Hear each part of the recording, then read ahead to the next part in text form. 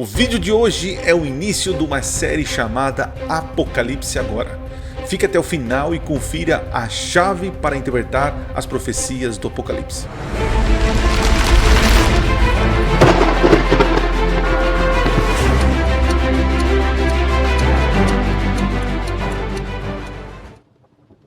Olá, seja bem-vindo a mais um vídeo do canal Minuto Profético. Hoje começa uma série muito importante do nosso canal. São 6 episódios. Hoje você vai ter a primeira. Essa série vai explicar como ler o Apocalipse, como estudar o Apocalipse. E no primeiro vídeo você vai entender uma profecia muito importante que está em Daniel e qual a relação dela com o Apocalipse.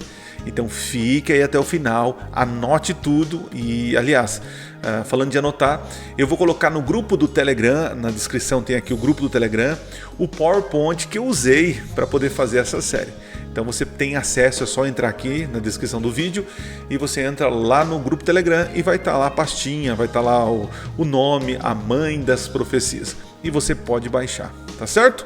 Não se esqueça de se inscrever no canal, curtir, compartilhar e, claro, assistir toda a série. São 6 vídeos, 6 palestras que fiz aqui em Monte Azul Paulista. Então tá bem editado, talvez a qualidade não esteja tão boa assim de imagem, mas com certeza você vai compreender bem e vai entender mais sobre a Bíblia e sobre o Apocalipse. Beleza? Te encontro então daqui a pouco, quer dizer, agora. Valeu! Colocar na tela, já está ali? Muito bem, gente, o nosso primeiro tema, nós vamos falar sobre a mãe das profecias. E você vai entender por que mãe. Apesar de ser dia dos pais, né, Brão? Nós vamos falar de mãe. E eu fiquei um pouquinho assim, chateado, posso dizer assim. Estava conversando com o contista, com a Sandra, e a gente falando sobre comércio, vendas, e eles me disseram o seguinte, que o dia mais fraco do ano para vender é dia dos pais. Eu falei, puxa vida, como nós somos desvalorizados. E qual é o dia que mais vende? É mãe e namorados, estão ali, né? Estão ali, mãe e namorados. Mãe não, o pai depois. Aí eu falei, mas qual é o presente que mais se dá para os pais? Tem que ter meia, gravata e cueca, é isso aí, é isso aí. Falei, puxa vida, né? Muito bem, mas hoje nós queremos falar sobre a profecia que dá base ao livro do Apocalipse. No livro de Daniel, ele é a chave para interpretar Apocalipse. Nas primeiras noites, hoje, amanhã, nós vamos aprofundar no livro de Daniel, para que quando chegar em Apocalipse fique muito mais fácil e você compreenda, tá certo? E a pergunta que surge, por que estudar as profecias? Por que estudar? Por que eu tenho que saber? Só para vocês precisam entender que profecia, gente, não é apenas prever futuro. Não é apenas o profeta revelando o que vai acontecer. Eu sei que existe isso na nossa sociedade, né? Quando fala de profecia, a gente pensa em coisas do futuro. Profecia envolve muita coisa, não somente prever o futuro, mas exortar, ensinar, levar o povo à lei do Senhor, levar o povo à fidelidade e, claro, a Deus. Então a profecia não tem como prioridade ficar falando o que vai acontecer. Mas Deus usa essa ferramenta de previsão para despertar em nós fé. Falando nisso, o Apocalipse vai dizer, feliz, bem-aventurado é aquele que lê, e bem-aventurados aqueles que ouvem as palavras da profecia deste livro, e guardam as coisas nela escritas, pois o tempo está próximo. O tempo está próximo. Coloquei até em vermelho, para que vocês entendam que esta frase foi escrita por volta do ano 96 da nossa era. Isso já tem quase 2000 anos que foi escrito. E fala, nossa pastor, quase 2000 anos e ainda você fala que o tempo está próximo? Cada dia que passa é um dia menos para o retorno de Jesus. Cada dia mais, né, a areia da ampulheta está caindo, o tempo está diminuindo e o tempo está ficando cada vez mais próximo. Nós entendemos que Jesus voltará. É essa promessa, é essa grande profecia que trará fim a tudo de ruim nesta terra. Então, você estudando profecia, isso te trará alegria, né? Felicidade, porque feliz é aquele que lê a profecia. Felizes são aqueles que ouvem. Então, nesta noite, Eu sou feliz porque estou falando, lendo, né? E vocês são felizes porque estão ouvindo sobre a profecia. Mas nós não podemos ser apenas falantes ou ouvintes da profecia. Existe um compromisso. Nós temos que obedecer. Obedecer. Um bom filho é aquele que ouve o pai, não somente ouve, né, Baratão? Ouve e obedece. Não é assim? E como um bom pai, Deus, que é um bom pai, espera de nós compromisso. Tá certo? Muito bem, vamos avançar. Como entender as profecias? Existem profecias clássicas e apocalípticas. Como assim? Tem diferença na Bíblia? Tem. Então agora você vai aprender nesse seminário a enxergar com outros olhos as profecias. Já estou dando a primeira dica para você. Na Bíblia você vai encontrar profecias clássicas e profecias apocalípticas. Qual a diferença, pastor? Vou te dar aqui o exemplo. A primeira está, deixa eu ver se vai funcionar aqui. Quem clica na tela para nós? Isso. Bem conhecida. Se o meu povo, que se chama pelo meu nome, se humilhar, orar, me buscar, se converter dos maus caminhos, então eu ouvirei dos céus, perdoarei os seus pecados e sararei a sua terra. É conhecido de vocês ou não esse texto? Mas é uma profecia clássica. Por que clássica, pastor? Porque começa com uma condição. Qual é a condição? Se o povo fizer isso, o povo fizer aquilo, fazer aquilo, então eu farei isso. A profecia clássica é uma profecia que envolve um grupo pequeno de pessoas. Pega a dica. A profecia clássica envolve um pequeno grupo de pessoas. As profecias clássicas se concentram mais em Israel, no povo de Israel, na tribo de Israel, Israel em si. Essa mensagem é para Israel, diretamente para Israel. E é condicional. Se vocês fizerem isso, acontece isso, isso, isso. Existem várias profecias na Bíblia que são clássicas. E tem um erro teológico de interpretação. Muitas pessoas pegam as profecias clássicas, condicionais, e querem aplicar, sabe quem? A todo mundo. E não é bem assim. Existem igrejas evangélicas que têm esse sentimento judaico, esse lado judeu mais aflorado. Então eles pegam profecias clássicas que eram para Israel, condicional para o seu tempo e lugar, e acabam agora tentando aplicar para nós, igreja, hoje. E não é bem assim. Pastor, tem outro tipo de profecia? Tem. Tem a profecia apocalíptica. Olha a diferença. E vocês vão ficar chocados, porque não é um texto de Apocalipse. Talvez você está pensando assim, não, profecia apocalíptica é de Apocalipse. Calma aí. Lá em Mateus nós temos um exemplo de profecia apocalíptica. Diz assim, e será pregado esse evangelho do reino por quanto tempo? Só para Israel? Todo mundo. Para testemunha a todas as nações. Então virá? Então vamos lá. Profecias clássicas estão ligadas diretamente a um grupo menor. Ela é condicional. E ela não aplica a todo mundo através de todos os tempos. Ela é mais limitada. Ok? Ela espera uma resposta humana. Se você fizer isso, se fizer aquilo, então eu faço isso. Nas profecias apocalípticas não. É para o tempo do fim. É para todas as nações. E não tem nada condicional. Não importa se você creia ou não creia, vai acontecer. Não importa se você prega o evangelho ou não. Deus está falando, e será pregado o evangelho. Deus não precisa de homens para pregar o evangelho. Deus pode fazer assim, e todas as nações podem, a partir de agora, conhecer Jesus e a sua mensagem. Mas Deus nos dá o privilégio de estudar a tua palavra e participar desse movimento profético. Perceberam a diferença? Profecias apocalípticas apontam para o tempo do fim, envolve todas as nações e não é condicional. Só que tem um detalhe na apocalíptica. Tem os símbolos. Tem aqueles monstros. Tem a besta que sobe do mar, com 10 chifres e 7 cabeças. Como que é isso? O que significa esses símbolos?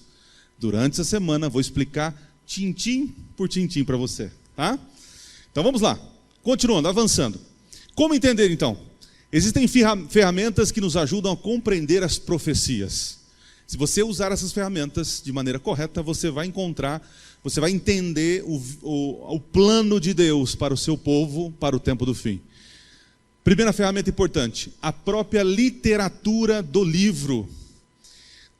Segunda, amanhã, terça ou quarta-feira, vamos terça-feira. Terça eu vou falar um pouco sobre a literatura apocalíptica. Você vai entender por quê. Você lê o livro e não entende nada. Você fala, é por isso então? Tem um detalhe na literatura? Tem. E eu vou te ensinar passo a passo, para você pegar o livro do Apocalipse e falar assim, entendi agora, faz sentido isso. Então, a literatura é uma chave para a interpretação. Outra coisa, a Bíblia com seus demais livros, porque a Bíblia explica a própria Bíblia. Esse é um princípio de interpretação. Você quando vai ler um texto, primeiro você procura os versos antes e depois. Depois você olha o capítulo todo. Depois você olha o livro todo. Depois você olha toda a Bíblia. E isso te ajuda a compreender o todo. O problema é que muitas pessoas pegam um texto fora de contexto e criam um pretexto. Muito bem.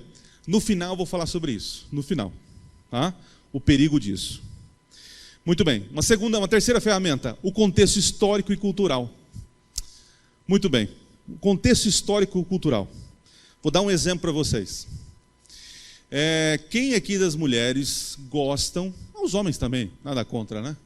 Nós estamos num mundo metrosexual, onde os homens, assim como eu, gostam de se vestir bem, né? Quem sabe alguém goste, como as mulheres, de ganhar flores. Vocês gostam, mulheres, de ganhar flores? Gostam? Louco, aí, ó. Fica a dica aí para quem levantou a mão do lado. O Gabriel gosta de flores. Vou arrumar rosas para você, Gabriel. Muito bem. Quando você dá flores para o seu namorado, esposo, esposa, enfim, aquela flor representa o que, geralmente? Amor. Muito bem. Então hoje, você vai dar um buquê de flor para alguém, significa o teu amor. Você gosta daquela pessoa. A pessoa gosta, né? Recebe as flores, né?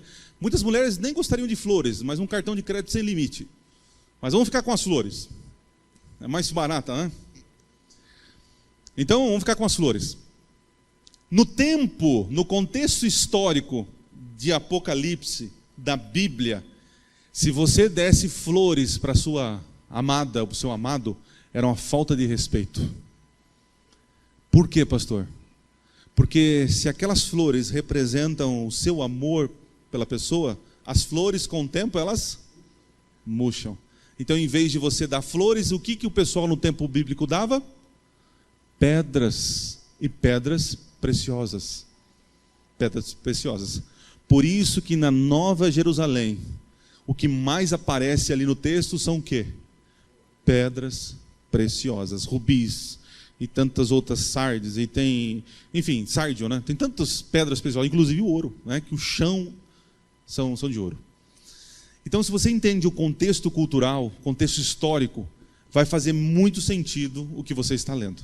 Tá certo? Qual será a ferramenta de hoje que eu vou usar? Eu vou ficar com a Bíblia e com os seus demais livros. Então, se eu quero entender o Apocalipse, eu preciso entender um livro em especial, e principalmente uma profecia, que é a mãe das profecias. É a base para entender todas as profecias apocalípticas. Então, estou falando de Daniel, é a mãe das profecias. O livro de Daniel é a chave para a compreensão do livro do Apocalipse. No último capítulo, acontece o seguinte, o anjo fala para Daniel: tu, porém, Daniel, encerra as palavras e sela o livro.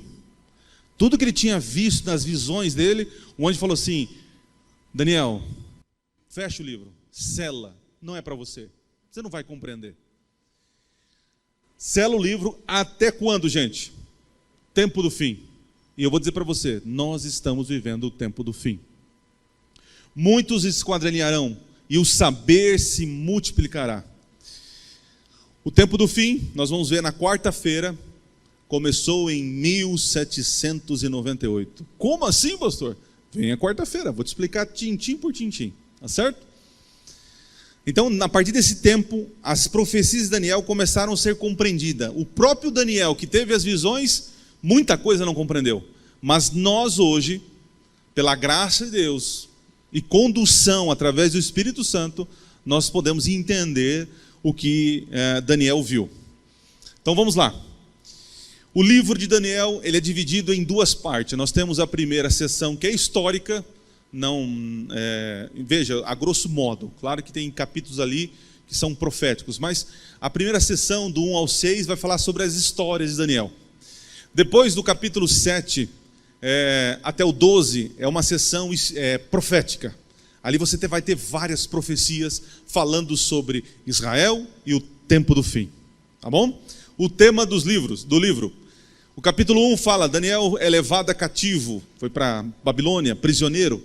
No capítulo 2, o sonho do rei, os jovens na fornalha, um capítulo muito conhecido de muita gente. A loucura de Nabucodonosor, que ele se transforma em um animal. Não se transforma num animal, né? Mas ele começa a agir como um animal, é uma doença. Capítulo 5 fala sobre a queda da cidade de Babilônia. No capítulo 6, Daniel é jogado na cova dos leões.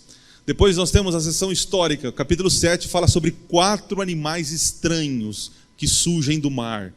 Vou falar com vocês durante essa semana. No capítulo 8, visão de um carneiro e um bode. Capítulo 9 é importantíssimo para nós adventistas, porque ali fala sobre o início do juízo. Nós adventistas nascemos de uma profecia. Nós acreditamos que somos um movimento profético levantado nos últimos dias com uma mensagem especial. Não somos melhores que ninguém, que nossos irmãos evangélicos, mas nós temos uma mensagem que eles não têm. E isso traz para nós responsabilidade, não exclusivismo, né?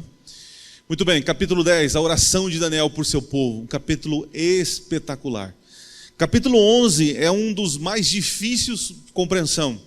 E o 12 é o capítulo onde Daniel fala especificamente sobre o retorno de Jesus e a ressurreição dos justos. Um baita de um livro. Daniel foi escrito por volta do ano 600 a 700 anos antes de Cristo. E o próprio Jesus fala sobre Daniel. Muito bem. O que nós vamos ler e estudar hoje então, pastor? Nós vamos estudar o capítulo 2 de Daniel, o sonho do rei. Então está aqui, ó. Brinquei várias vezes com o nosso amigo Fidel, né?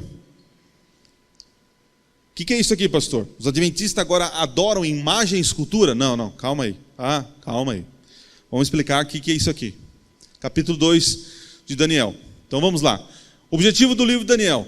Suas histórias nos ensinam como podemos nos preparar para o fim dos tempos. Elas falam de fé, coragem e esperança. O que mais que o livro aborda? As profecias tratam dos grandes eventos através da história e apontam para um período chamado tempo do fim. Tempo do fim. O propósito da profecia é habilitar o povo de Deus, presta atenção nisso, e se preparar para o futuro e aumentar a nossa fé e confiança em quem? Na sua palavra. Eu tenho um amigo que ele diz que ele é agnóstico. O agnóstico é aquele que não sabe nada. Tipo assim, não sabe no sentido, não crê em nada. Pode ser, ou pode ser, pode não ser, enfim. E interessante que ele que trouxe a mensagem adventista para mim. Hoje ele está reaprendendo a questão sobre Bíblia. E ele, um dia conversando comigo, falou: Adriano, mas você acredita nisso ainda, Adriano? Não tem como eu acreditar nisso. E eu falei assim: amigão, tem duas coisas que faz com que eu tenho certeza que Deus tem controle nesse mundo e Ele existe. Qual que é? Primeiro, profecias. Deus, quando prevê algo, ou Ele fala que vai acontecer, não acontece aproximadamente, acontece exatamente. É incrível. A profecia de Daniel, de Apocalipse, é preciso no tempo, na hora, no dia, tudo certinho. E qual é a segunda? A segunda é possessão demoníaca. Alguns podem dizer, não, mas isso é esquizofrenia, é algum ataque epilético. Eu presenciei 2 vezes na minha vida. Não recomendo para ninguém. Mas são coisas sobrenaturais. A ação sobrenatural demoníaca. E a segunda é a precisão de Deus atuando na história. Tem mais coisas? Tem, muito mais outras coisas. Mas eu quis mexer com ele com 2 coisas. Citei profecias e possessão demoníaca. Fica a possessão para um outro momento, tá bom? Vamos ficar na profecia. Então o propósito da profecia é aumentar a nossa fé, nos preparar para o retorno grandioso de Jesus. Tá certo? Então vamos lá. Sonho do rei, o que aconteceu? Capítulo 2, acompanhe comigo, verso 1 e 2 diz assim, na minha versão. Capítulo 2, 1 e 2 diz assim: no 2º ano do seu reinado, Nabucodonosor teve uns sonhos, que o deixaram perturbado e sem poder dormir. Então o rei mandou chamar os magos, os encantadores, os feiticeiros, os caldeus, para que lhe dissessem o que ele havia sonhado. Eles vieram e se apresentaram diante do rei. Então Nabucodonosor teve um sonho, e aí deixou ele perturbado. Nabucodonosor é o rei de Babilônia. Babilônia tinha se despontado no cenário mundial, derrotando a Assíria. Nabucodonosor, em sua investida para o Egito, no meio do caminho, atacou Israel. E chegou lá, prendeu uma boa galera, escravizou, dentre eles Daniel e seus amigos, e levou para o palácio. E Israel ficou ali, vivendo como uma nação por alguns anos, até que numa terceira invasão, ele destruiu o templo, acabou com toda Jerusalém. Mas enfim, depois a gente fala sobre isso. O grande imperador Nabucodonosor teve sonhos. Queridos, Deus se comunica com o ser humano de diversas maneiras, em tempos diferentes. No passado, sabe como era a maneira mais fácil de Deus se transmitir ou conversar com o ser humano? Sabe como que era? Através de sonhos. Hoje, pastor, Deus fala com o seu povo através de sonhos? Fala. Mas acredito que não tão frequente como fazia antes, porque agora ele já tem um instrumento que revela a sua vontade. Qual que é? É o que o pastor acredita? É o que a igreja fala? Ou o que está escrito? Você quer saber a vontade de Deus para a tua vida? Leia o que já foi revelado. Tá certo? Muito bem, o que mais? Qual foi a estratégia dos magos? Os magos foram convocados para poder decifrar, dizer o sonho para o rei. Estou agora no verso 4 em diante, até o verso 11.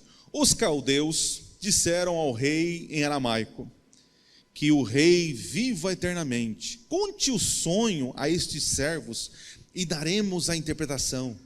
Mas o rei respondeu aos caldeus: uma coisa é certa, se não me contarem o sonho e a sua interpretação, vocês serão despedaçados e as casas de vocês serão reduzidas a ruínas. Mas se me contarem o sonho e a sua interpretação, vocês receberão de mim dádivas, prêmios, grandes honras. Portanto, conte-me o sonho e a sua interpretação. Os caldeus responderam pela segunda vez: que o rei conte o sonho a estes seus servos, e nós lhe daremos a interpretação. O rei respondeu: olha como são malandros, o povo aqui. Bem percebo que vocês estão querendo ganhar tempo, porque sabem o que eu disse está resolvido. Isto é, se não me contarem o sonho que tive, todos vocês receberão a mesma sentença. Vocês combinaram dizer palavras mentirosas e perversas na minha presença, esperando que a situação mude. Portanto, conte-me o sonho e saberei que vocês podem me dar a interpretação. Os caldeus responderam na presença do rei: não há nenhum mortal sobre a face da terra que pode fazer o que o rei exige. Nunca houve um rei, por maior e mais poderoso que fosse, e tem exigido semelhante coisa de um mago, encantador ou caldeu. Isso que o rei exige é difícil, e não há ninguém que possa revelar diante do rei, a não ser quem, gente? Os deuses, e esses não moram entre os mortais. Olha como eles são oportunistas. Porque, veja, interpretar sonho é fácil. Eu tenho a tia da minha esposa, né? Ela vira e mexe e liga para a Poliana. Oi, filha, tudo bem? Oi, tia, tudo bem? Filha, você teve algum sonho essa semana? Ah, tia, não sonhei. Ai, que pena, filha. Estava doido para jogar no bicho. Aí a Poliana às vezes, tia, eu sonhei com a mãe, eu sonhei com não sei o quê, eu sonhei. Ah, você sonhou com isso? Ah, então é isso. Eu vou jogar nesse bicho, nesse outro. Então, quando se conta o sonho que teve, você dá a interpretação que você quiser. E os magos, os caldeus, falaram assim, rei, não, é fácil, conta para nós, e a gente aqui vai dar a interpretação para o senhor. Ele falou, não, eu quero que você conte o sonho. Porque eu não lembro, eu estou assim meio atordoado, eu quero saber o que eu sonhei, e eu quero que o senhor me interpreta. Gente, se coloca no lugar dos caldeus ali, dos magos. Eu ia pensar, esse rei é louco, como que a gente vai saber o que ele está pensando? Aqui eu abro um parênteses.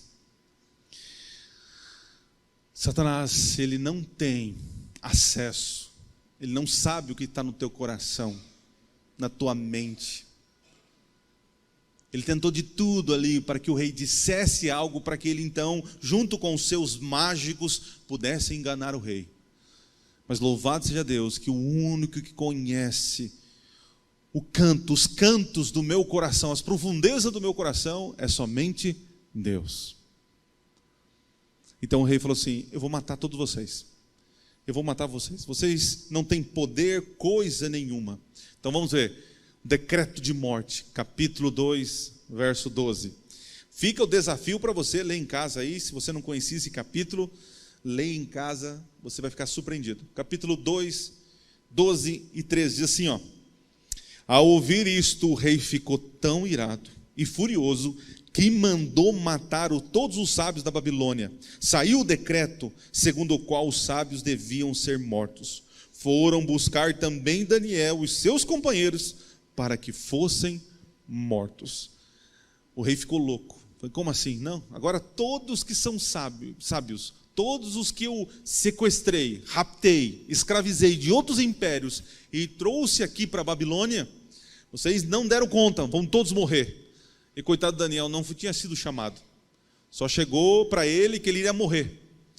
E o que acontece então? Daniel pede um tempo para o rei, verso 16. Olha só. Diz o seguinte: Daniel foi falar com o rei para pedir que lhe desse tempo, e ele revelaria ao rei a interpretação. Daniel saiu dali, foi conversar com seus amigos e falou: vamos orar, porque o Deus do céu há de nos revelar isso, porque senão todos nós morreremos, inclusive os caldeus, os magos e todo esse povo. E eles começaram a orar. E o que aconteceu então? Foi revelado. E Daniel então foi lá contar para o rei. Aumente o som, Rafael. Foi mais ou menos assim o sonho do grande rei Nabucodonosor. Vamos ver. Vamos lá.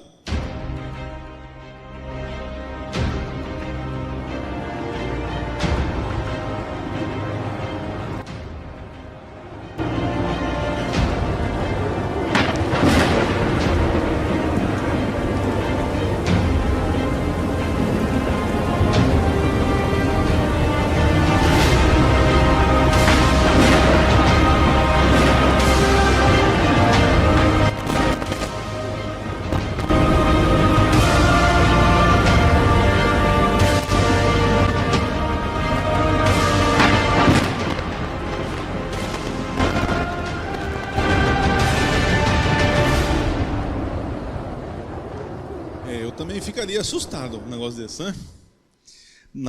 Daniel falou então para o rei, e o rei falou: é isso mesmo, eu sonhei com isso. E agora então Daniel começa a dar a interpretação, porque Deus revelou para Nabucodonosor o que há de acontecer para o tempo do fim. Então vamos lá, rapidinho. O que acontece? Ele diz o seguinte: tu és a cabeça de ouro. No sonho, Nabucodonosor sonhou com uma estátua assim, ó, mais ou menos assim, tá?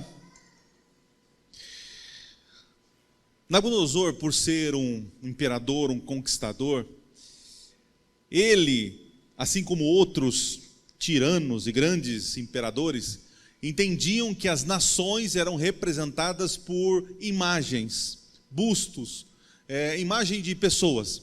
Então, um reino, quando pensava em nações, eles pensavam em imagem, pessoas. Isso é muito comum nos achados arqueológicos, né? Imagens dos reis. Então, um rei era representado pela sua imagem. No sonho, havia uma estátua. Cada uma delas, das suas partes, eram metais, ok? A cabeça era de qual metal? Ouro.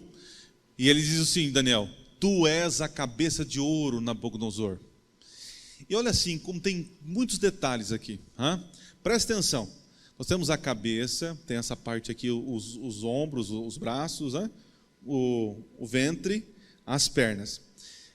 Presta atenção na proporção. E cada pedaço tem seu tamanho.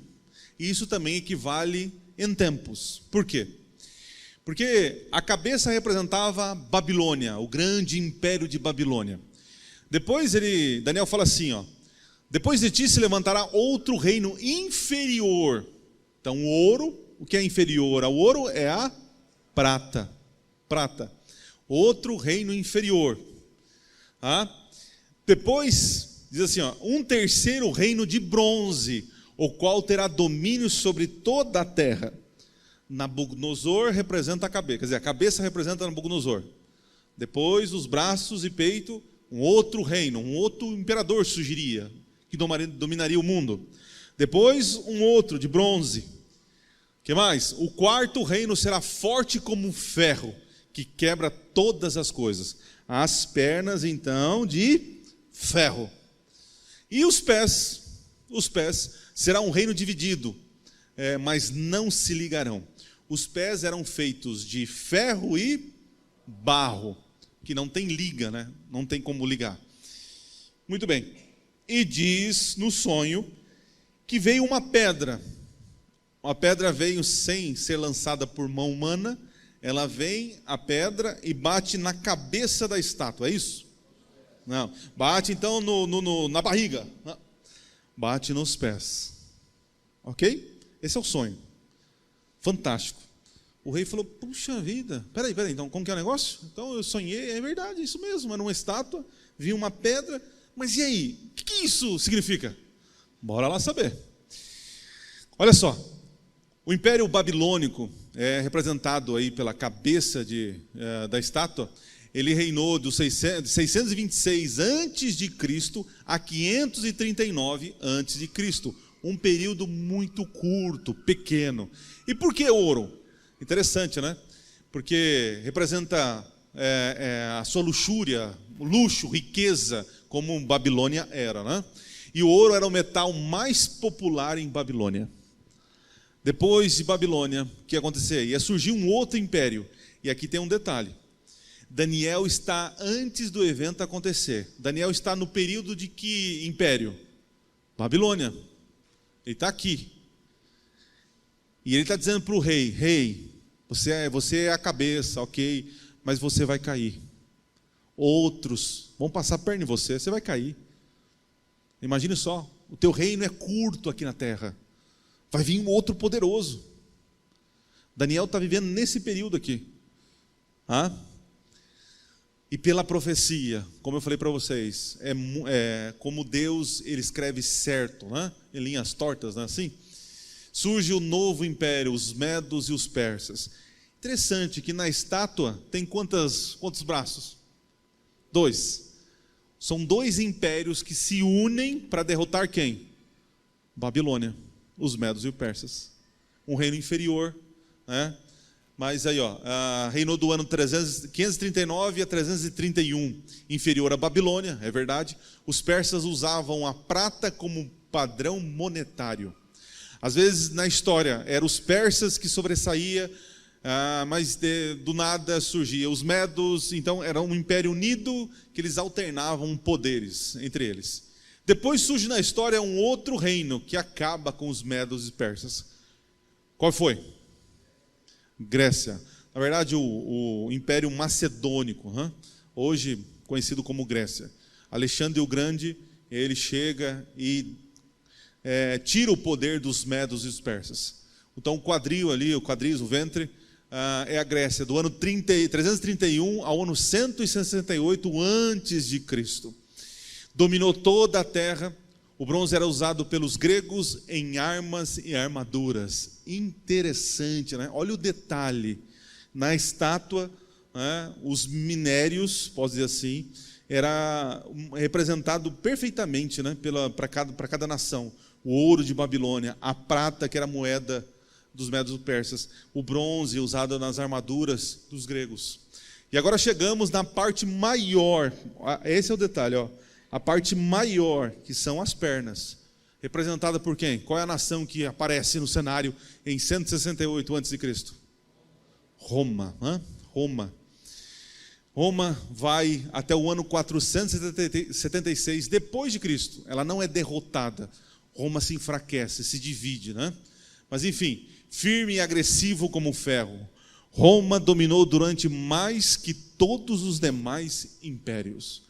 Como disse na profecia, aconteceu. Daniel estava aqui e dizendo: rei, vai acontecer isso. Claro, Daniel não fala o nome dos reinos. Nós sabemos porque estamos após o cumprimento. É fácil. É isso, é história para nós. Para Daniel era futuro, para nós é passado. Muito bem. Só que aí chegamos na parte dos pés de barro e de ferro, que nós conhecemos como a Europa dividida. Roma, ela se enfraquece e ela acaba se fragmentando. Em quantas partes? Em 10 partes. Quantos dedos tem os seus pés? 10. Tem uns que tem 11. Eu sei que tem um que sai assim do ladinho assim. Tem uns que tem 11. Mas normalmente são 10 dedos. E são 10 nações ou tribos que foram divididas e hoje forma a Europa que nós conhecemos, né? Então nós temos ali, tem característica romana, a Europa, é uma mistura de ferro e barro, significa fragmentação. E é interessante que nesse período dos pés, depois que Roma se divide no ano 476, os impérios tentam se unir novamente. E eles tentaram se unir como? Através de casamentos. E deu certo? Deu nada. Porque na profecia disse que eles nunca mais iam ser unidos.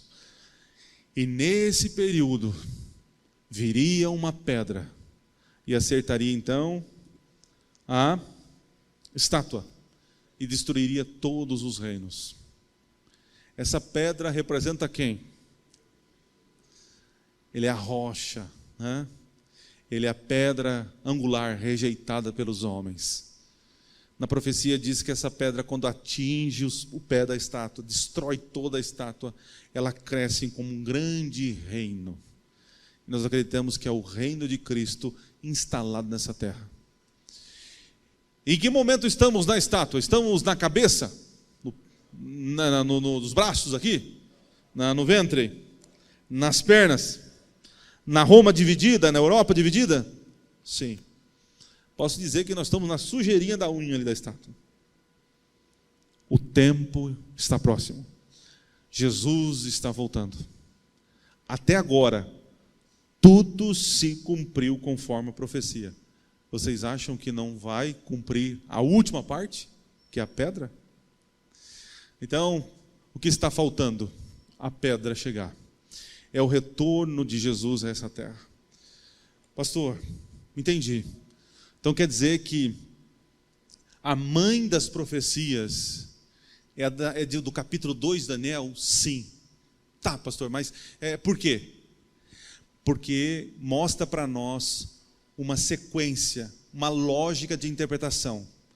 Qual é a lógica, pastor? A lógica é que começa do tempo do profeta para o fim.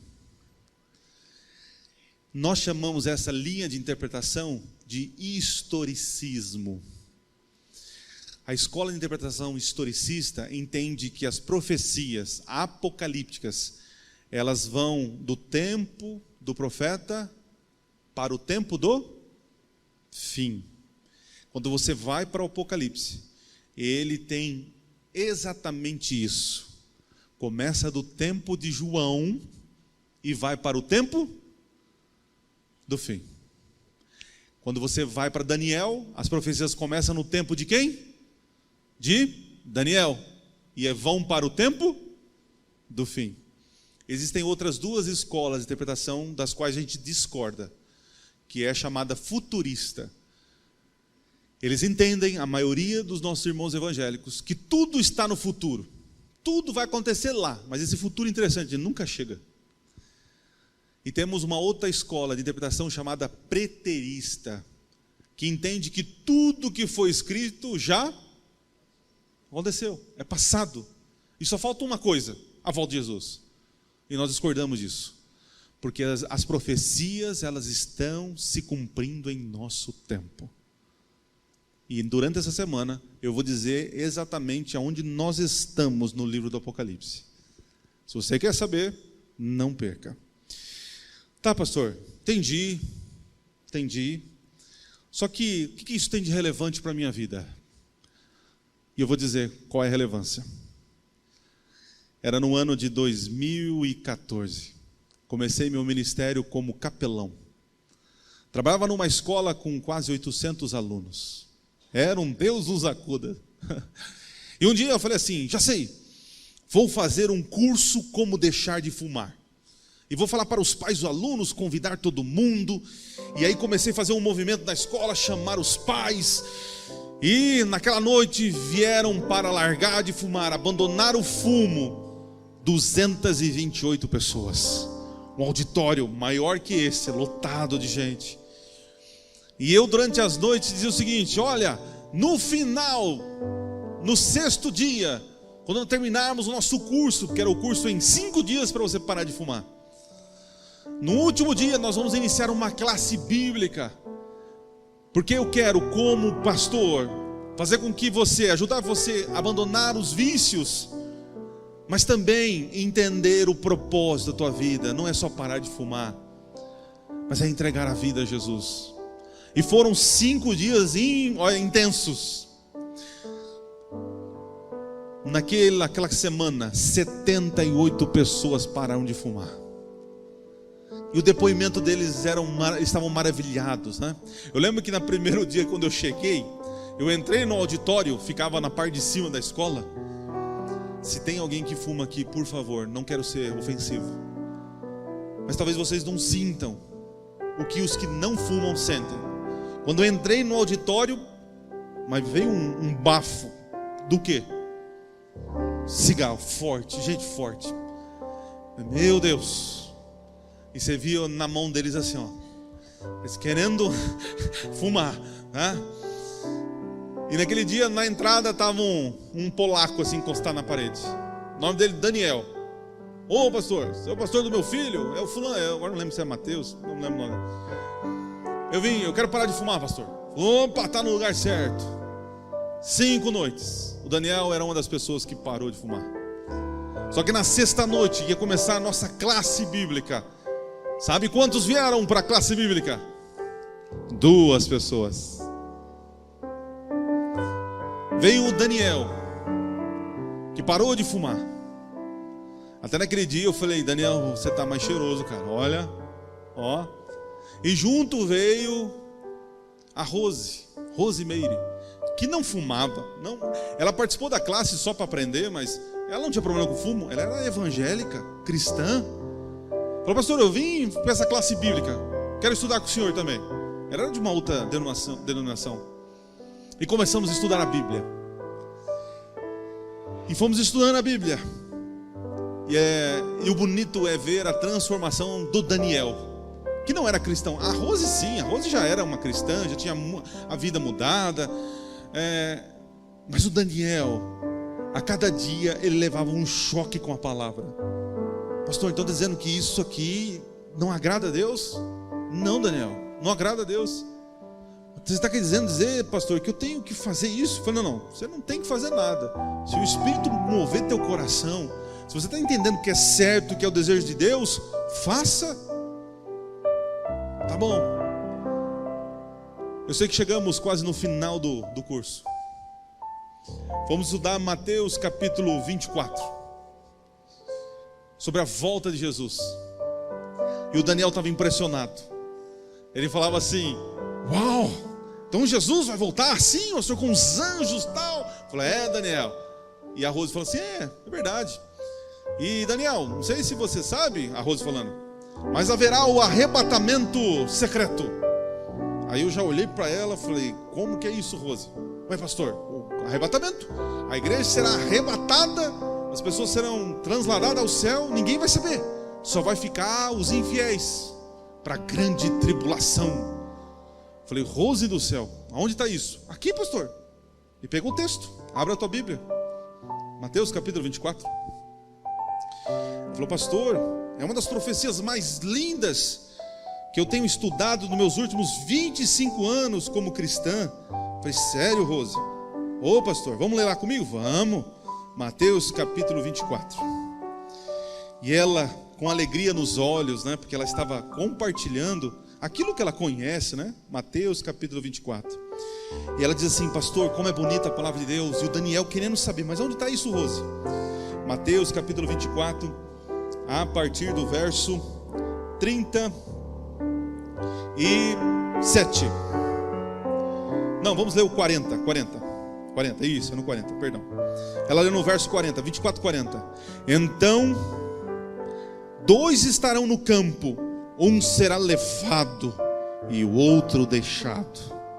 2 mulheres estarão trabalhando no moinho, uma será levada e a outra será deixada.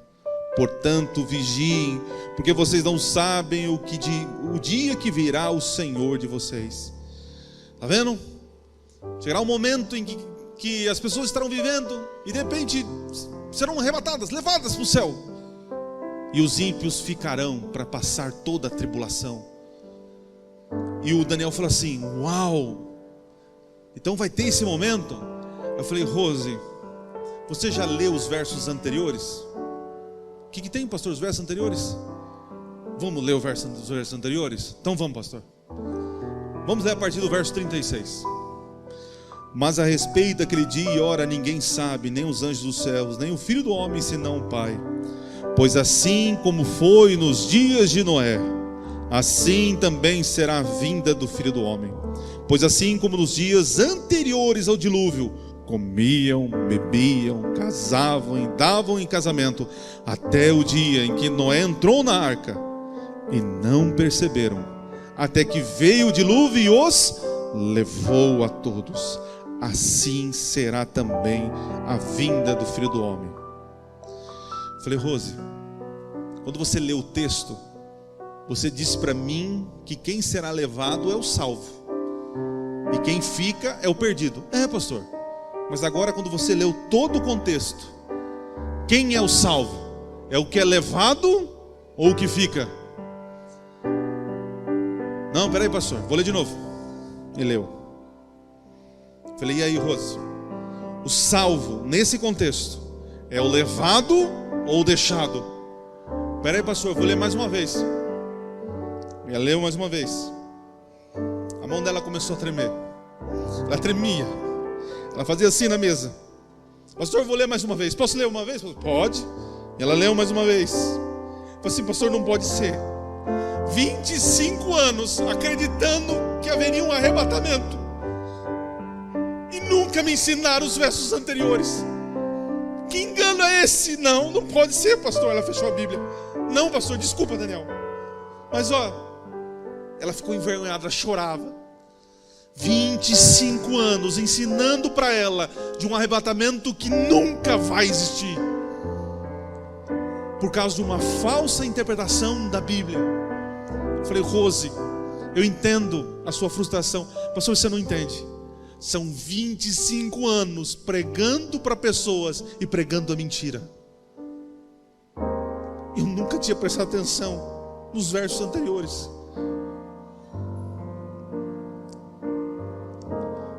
Deus tem um povo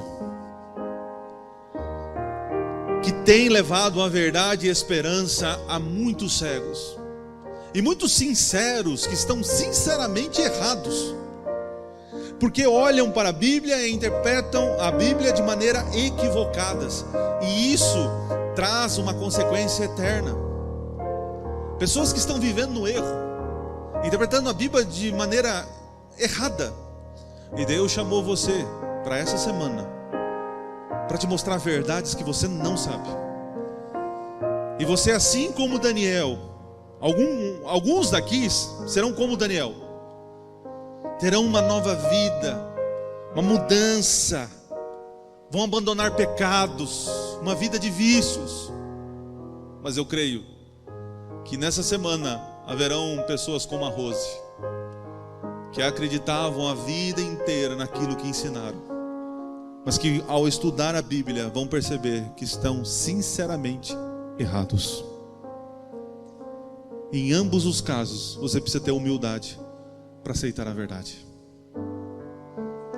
Quantos nesta noite entenderam que as profecias, elas servem para alertar o povo de Deus, para instruir o povo de Deus, para preparar um povo para receber o Senhor Jesus e para fortalecer a nossa fé? Quantos entenderam isso?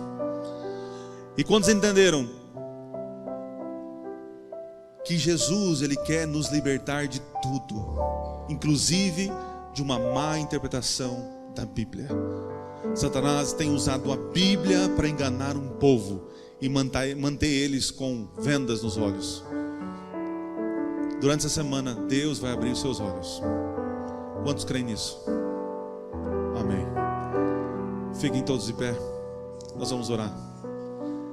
Agradeço a sua companhia, sua presença. Amanhã tem mais.